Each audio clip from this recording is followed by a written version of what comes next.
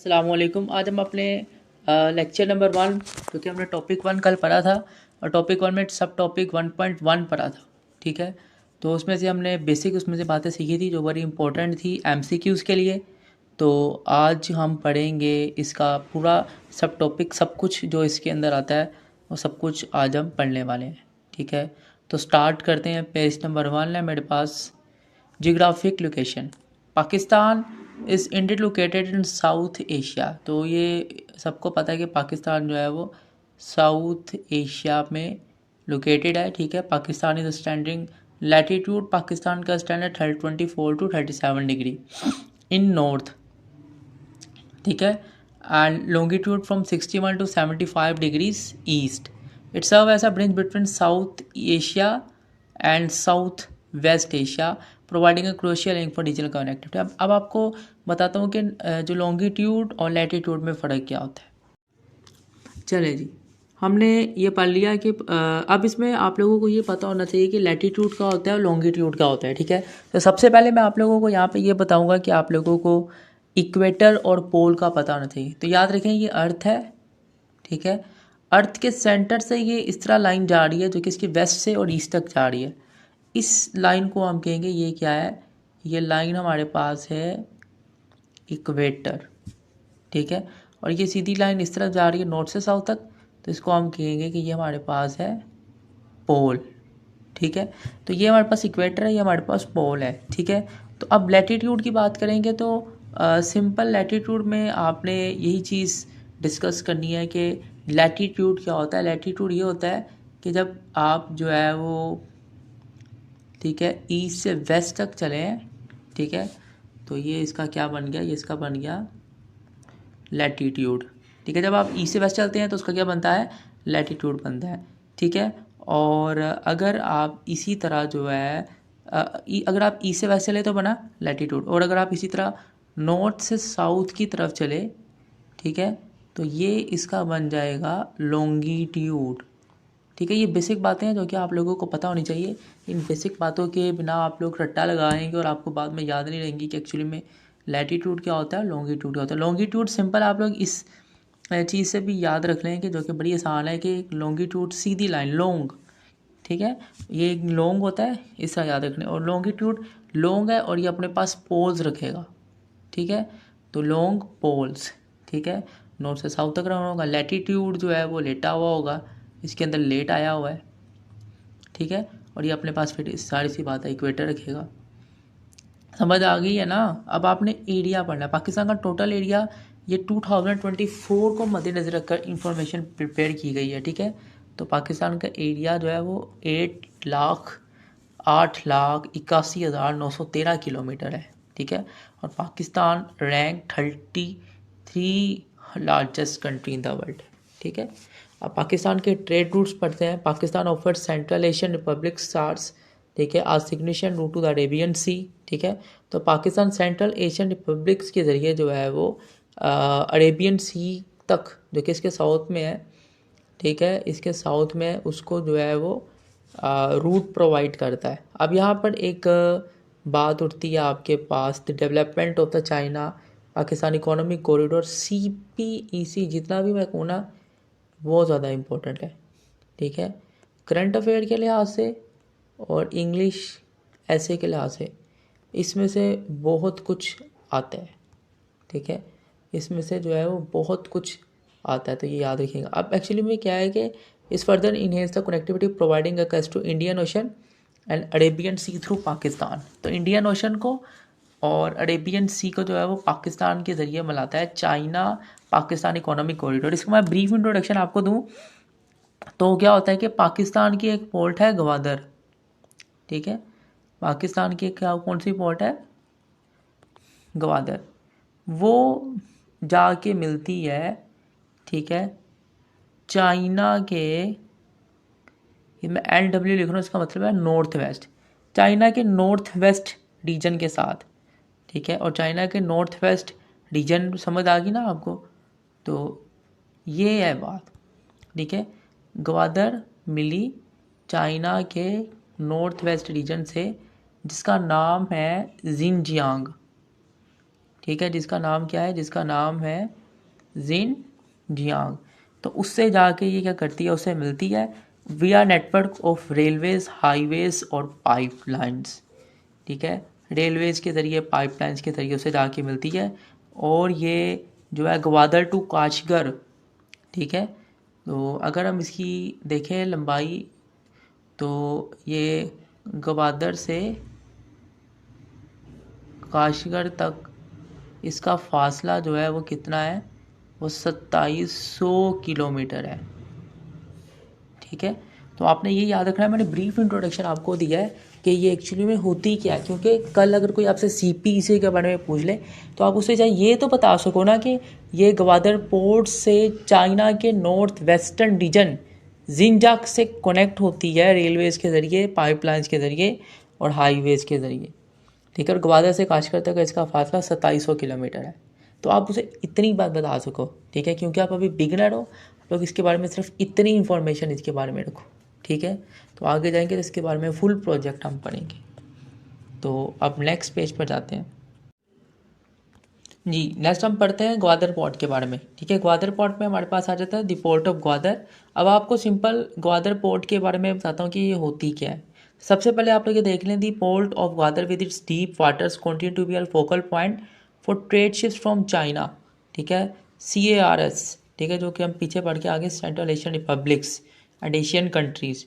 It is strategically located near the state of Hormuz, a vital transit point for global oil shipments. ठीक है, global oil shipments और trading के लिए Gwadar port को use किया जाता है। ठीक है, तो आपको ये पता होना चाहिए कि ग्वादर पोर्ट जो है वो नियर द स्ट्रेट ऑफ हॉर्मस है। ठीक है, अब स्ट्रेट ऑफ हॉर्मस कहाँ पे है, स्ट्रेट ऑफ हॉर्मस जो है वो बलूचिस्तान में।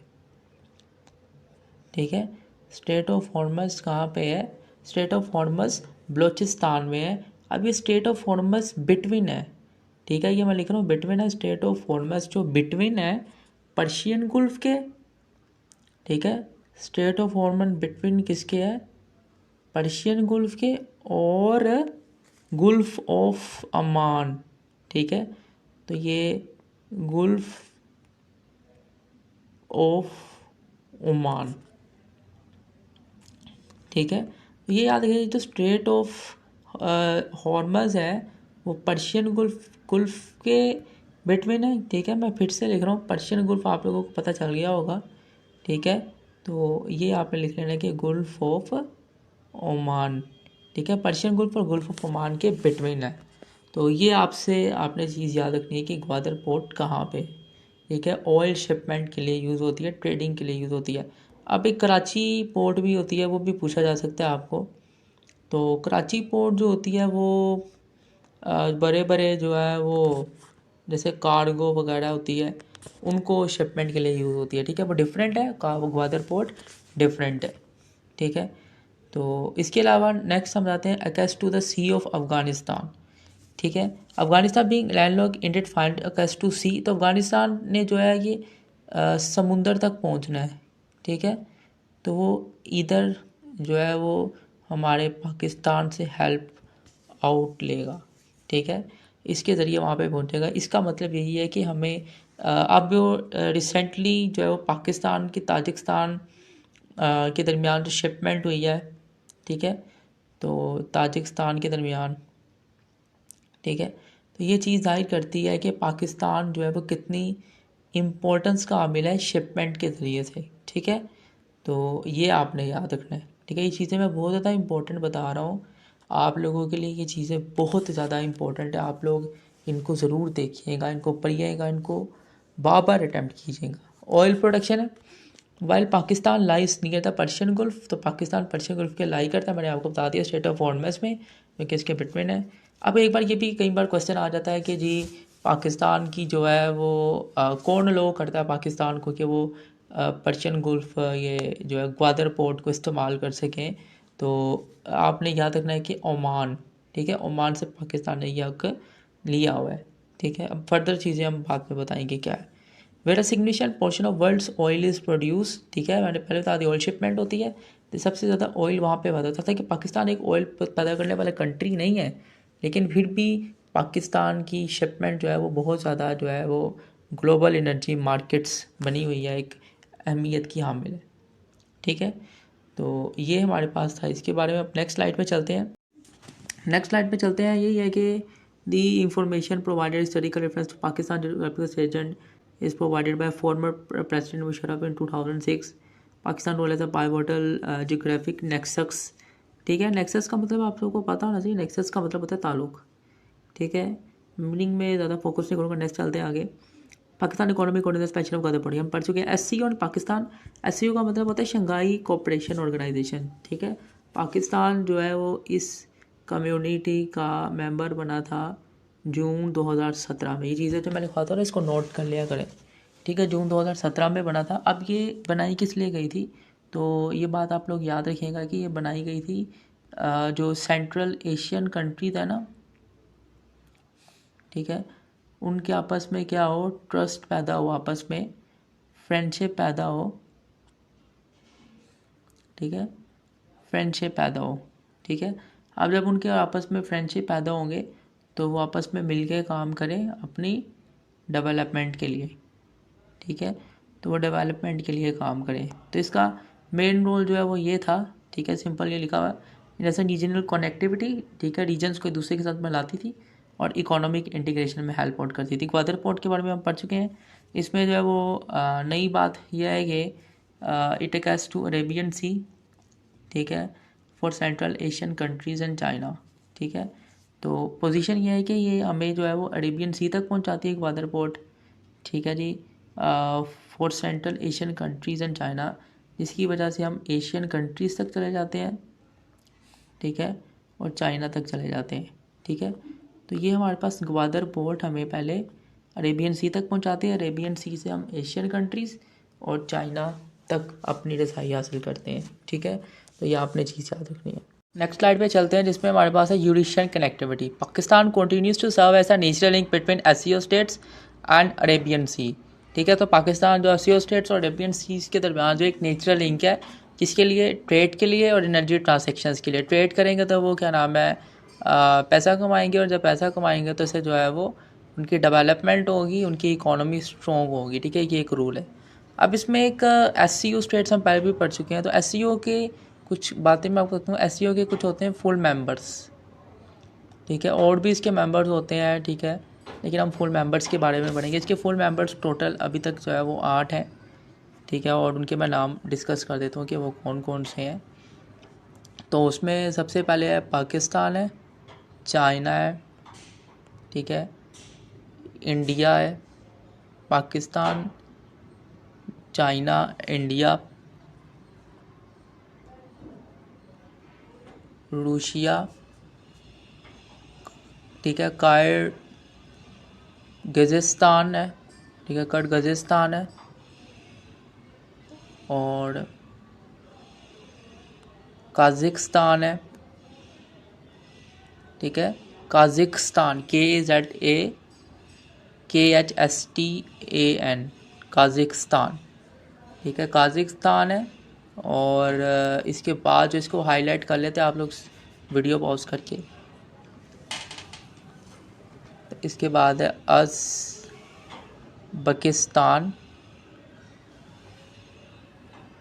ठीक है, नेक्स्ट हमारे पास आता है ताजिकिस्तान। ठीक है, और इसके बाद हमारे पास आता है काज़ाकिस्तान, KAZAKHSTAN, काज़ाकिस्तान। और लास्ट में हमारे पास आता है अज़्बकिस्तान। तो ये 8 फुल मेंबर्स हैं एससीओ स्टेट्स के। ठीक है, एससीओ के फुल मेंबर्स हैं Pakistan, India, Russia, Kyrgyzstan, China, Tajikistan, Kazakhstan और अज़्बकिस्तान। जिसके क्या है, ये फुल मेंबर्स हैं। तो ये भी जो है आपकी इंफॉर्मेशन के लिए। ठीक है, ये किसी भी पीपीएससी एफपीएससी के एमसीक्यूज़ पेपर्स के अंदर रिपीट होते हैं। इसके बाद जियो स्ट्रेटेजिक इम्पोर्टेंस पढ़ते हैं। Bridge between regions. पाकिस्तान जो है कनेक्ट करता है साउथ एशिया को सेंट्रल एशिया के साथ और मिडल ईस्ट के साथ। ठीक है, अब मेन प्रॉब्लम है what is south Asia, what is central Asia, what is middle east. ठीक है। स्टूडेंट्स तो बहुत ज़्यादा पढ़ते हैं कि साउथ एशिया क्या होता है, सेंट्रल एशिया क्या होता है, मिडल ईस्ट क्या होता है। अब अगर मैं आपसे पूछूं इन तीनों में पाकिस्तान कहाँ लाई करता है, यू डोंट रिप्लाई, क्योंकि आप लोगों को कभी किसी ने बताया नहीं होगा कि साउथ एशिया सेंट्रल। एक्चुअली में साउथ एशिया क्या होता है, ठीक है। मैं आपको एक एक करके इनके बारे में एक एक बताऊंगा कि आप लोगों को ये ना हो कि रट्टा नहीं लगवाना है कि चीज़ें पढ़ी जाओ बस, इसमें एक एक चीज़ का पता हो, ताकि आप लोग जब ऐसे में आ जाए कहीं भी आ जाए तो आप लोगों को इसे अच्छी तरह बता सको। साउथ उनके चीज़ों को पता होगा तो आपको बाकी चीज़ें जो है वो आसान लगेंगी। ये नॉर्थ है, ये साउथ है, और ये वेस्ट है, और ये हमारा ईस्ट है। अब साउथ एशिया क्या है, साउथ एशिया है south west of east Asia, ठीक है। तो जो साउथ एशिया जो है वो मैंने यहाँ पे हाईलाइट किया है कि वो south west of east Asia में लोकेटेड है, ठीक है। और south east of north east Asia, ठीक है। तो यहाँ पे सिंपल क्या हुआ कि south west of east Asia और south east of north east Asia में साउथ एशिया लोकेटेड है। सिंपल लोग इसको ये पढ़ाते हैं कि एशिया के साउथ में साउथ एशिया, लेकिन कंप्लीट इसकी डेफिनेशन पता होनी चाहिए, कंप्लीट पता होना चाहिए कि ये है किस तरफ है, ठीक है। तो कंप्लीट पता होना चाहिए। तो ये है कि ये जो है वो south west of east Asia and south east of north east Asia में लोकेटेड है, ठीक है। अब आगे हम बात करते हैं सेंट्रल एशिया की, ठीक है। सेंट्रल एशिया की बात करते हैं कि सेंट्रल एशिया कहाँ पे लोकेटेड है। तो मैं बहुत आसान तरीके से डिस्कस कर रहा हूँ, ना इतनी लंबी चौड़ी स्टेटमेंट्स करके कि आप लोगों को समझ आए। सेंट्रल एशिया जो है वो फिर वही डायग्राम,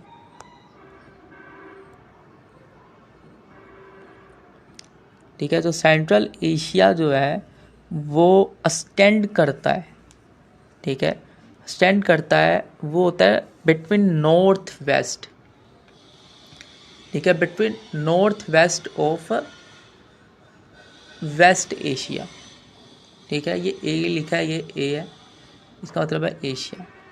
तो ये north west of West Asia की तरफ क्या है, लोकेटेड है, ठीक है। तो सेंट्रल एशिया के बारे में बात आ गई कि ये जो है वो नॉर्थ वेस्ट, ठीक है, north west of West Asia में लोकेटेड है, ठीक है। और to the east of South East Asia, ठीक है, और to the east of South East Asia located है, ठीक है।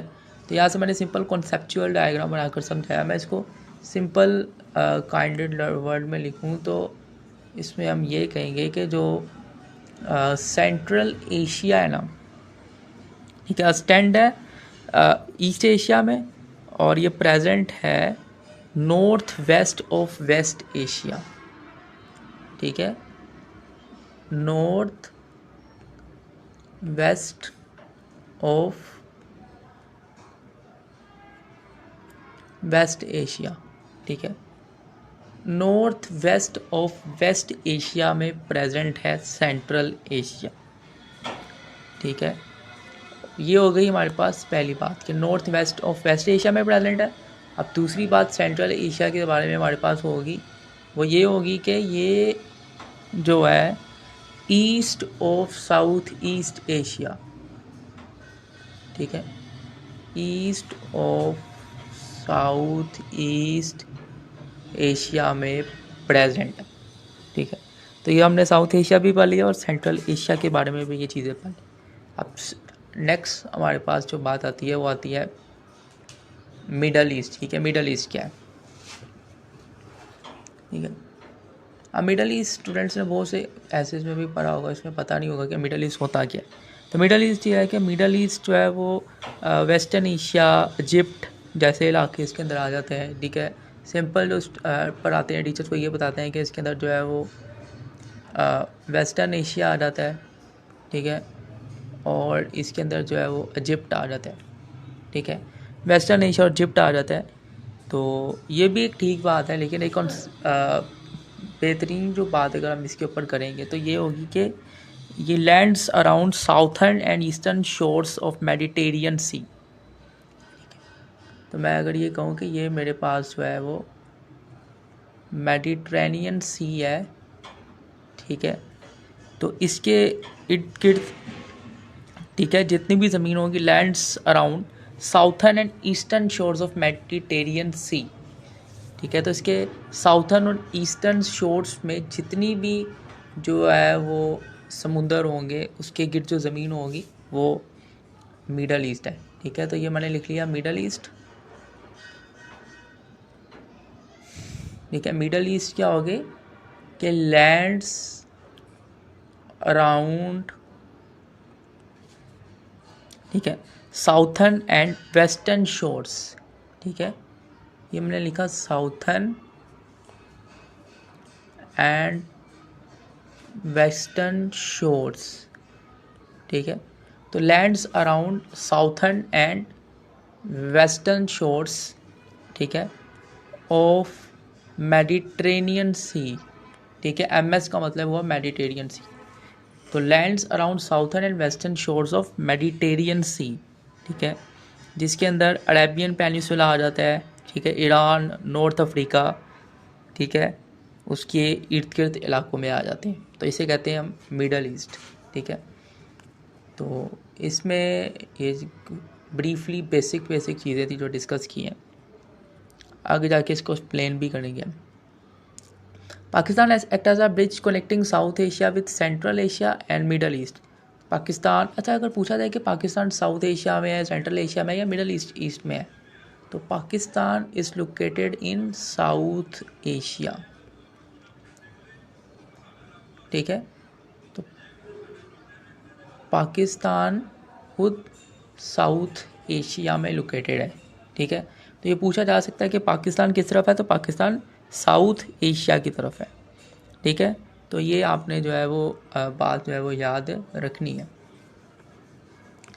इसके बाद जो है वो पढ़ते हैं कि पाकिस्तान जो है वो साउथ एशिया में खुद और वो सेंट्रल एशिया और मिडल ईस्ट को कनेक्ट करता है। तो playing a crucial role in trade energy corridors, तो ट्रेडिंग में हेल्प करता है, ठीक है। Balancing power dynamics education serve as a balancing factor in regional power dynamics with major world powers engaging with Pakistan to spend their interest. Economic significance, CPEC जो है वो हम पहले पढ़ चुके हैं। Enhances Pakistan economic signification bye boosting connectivity and economic integration with China and with other regional parts, ठीक है। तो इससे जो है वो हमारी, पहले हम CPEC के बारे में पढ़ चुके हैं कि CPEC क्या हेल्प करता है ट्रेडिंग में, इसकी क्या हमारे साथ कैसे है, ठीक है। किस तरह ग्वादर पोर्ट हेल्प करती है, तो ये सारी चीज़ें जो हम पहले डिस्कस कर चुके हैं। अच्छा, इसमें हमने चले साउथ एशिया पढ़ लिया, सेंट्रल एशिया पढ़ लिया, मिडल ईस्ट पढ़ लिया। एक और थोड़ी सी बात है वो हम डिस्कस कर लेते हैं, वो है वेस्टर्न एशिया, ठीक है। वेस्टर्न एशिया के बारे में भी, this is the west of Asia, ठीक है, वेस्ट ऑफ एशिया कहा जाता है, ठीक है, ये एशिया के वेस्ट में है।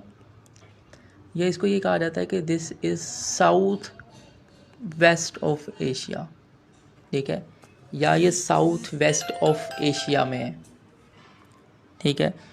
तो इसमें कौन कौन से कंट्रीज़ आते हैं, ठीक है, तो ये पता चाहिए क्योंकि इसमें MCQ जो आ सकता है। तो इसराइल आ जाता है, इसके जो है वो इसराइल आ जाता है, ईरान आ जाता है, ओमान आ जाता है, यमन आ जाता है, ठीक है, ओमान आ जाता है, यमन आ जाता है, ठीक है। और दो और इम्पोर्टेंट कंट्रीज़ हैं वो भी मैं लिखवा देता हूँ, वो है कतर आ जाता है, ठीक है, और सऊदी अरब आ जाता है, ठीक है। सऊदी अरबिया किस में है, वेस्टर्न एशिया के अंदर आते हैं। चलिए नेक्स्ट चलते हैं।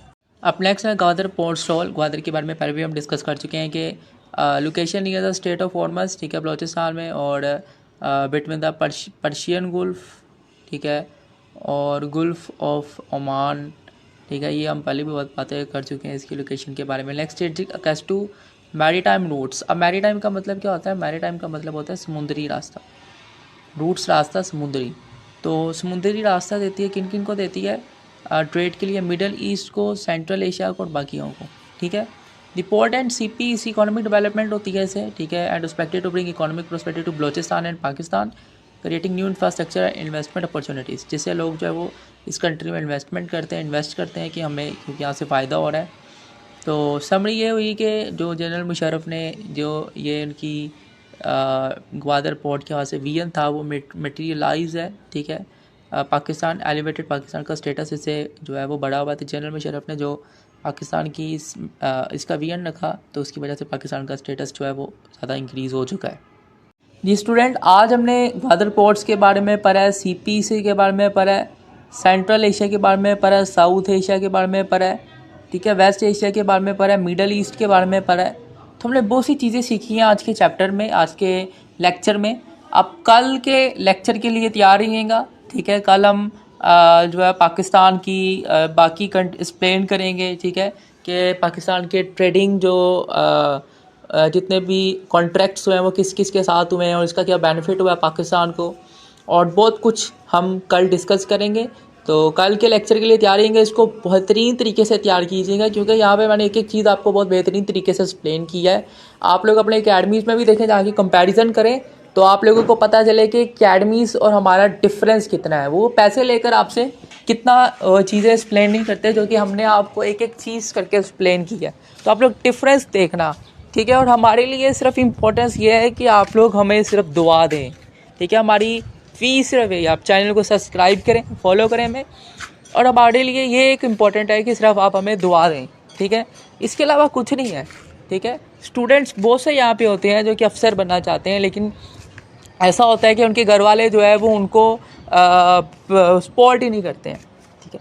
बहुत से स्टूडेंट ऐसे होते हैं जो कि अफसर बनना चाहते हैं, लेकिन क्या होता है कि उनके पास पैसे नहीं होते, उनके घर वालों के पास जो है वो पैसे नहीं होते। वो कहते हैं कि नहीं, हमने नहीं आपको पढ़ाना। लेकिन ये चैनल एक ऐसा चैनल है जो कि आपको फ्री आपको जो है करंट अफेयर्स की तैयारी करवाएगा, और आप लोग इसके लेक्चर्स को देख के आप लोगों को अंदाज़ा हो गया होगा कि इसमें एक एक चीज़ आप लोगों को समझाई जा रही है जो कि आपको अकेडमीज़ में नहीं समझाई जाती। इसमें आप लोग 50-50 हज़ार जाके खर्च करते हैं और वहाँ पे भी आपको एक एक लफ्ज़ की अंडरस्टैंडिंग नहीं पढ़ाई जाती। वहाँ पर आपको सिंपल एक टॉपिक पढ़ा दिया, आपको इस तरह नहीं अंडरस्टैंड करके बताएंगे कि central Asia, south East Asia ये क्या है, वेस्ट एशिया क्या है, इस तरह चीज़ें नहीं बताएंगे। तो इस चैनल के साथ जुड़े रहेंगे, आप लोगों को बहुत ज़्यादा बेनिफिट होगा। ये मेरा आप लोगों से जो है वो वादा है कि आप लोग इसके एक एक चीज़ करके जाएंगे तो आपको CSS में एक अच्छे नंबर से लेने से कोई नहीं रोक सकता। Thank you.